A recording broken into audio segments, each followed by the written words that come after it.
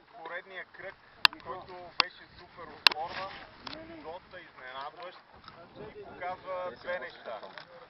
Или някои увеличават формата си, или други я намаляват.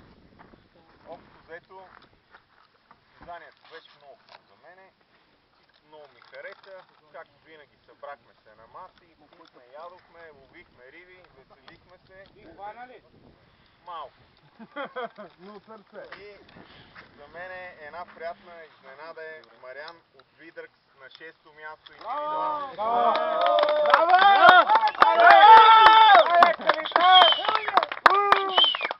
Дебело!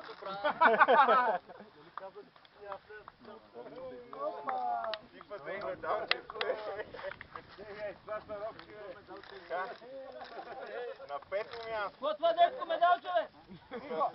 Не бе, той е дебел, голям. Много едри и хубави риби, добро представяне, Краси. Браво! Браво, Краси! Отиваме на пия!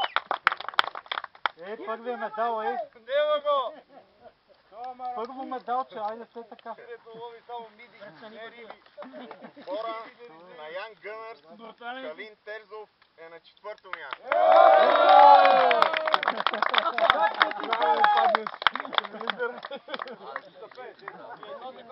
Другия път Дрегер искам, Дрегер!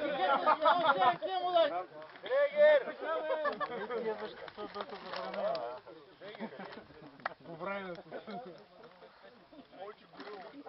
На 3-то място, съвсем заслужено красиво кауче.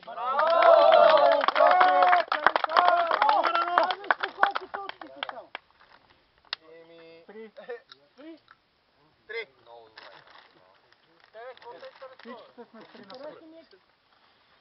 Кой къде е бил? Как се станал? И се ограби? И за какво взима този хлеб? Отново с 3 точки. На второ място е Юрк. Браво! Салви!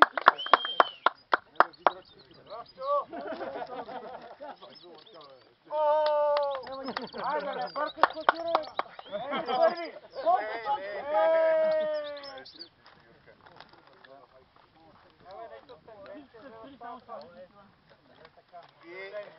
Тенденция тук. Съвсем не изненадващо. Патриарха. Да. Един съдия, който се на състезател. Скокъра на първо място с 3 точки.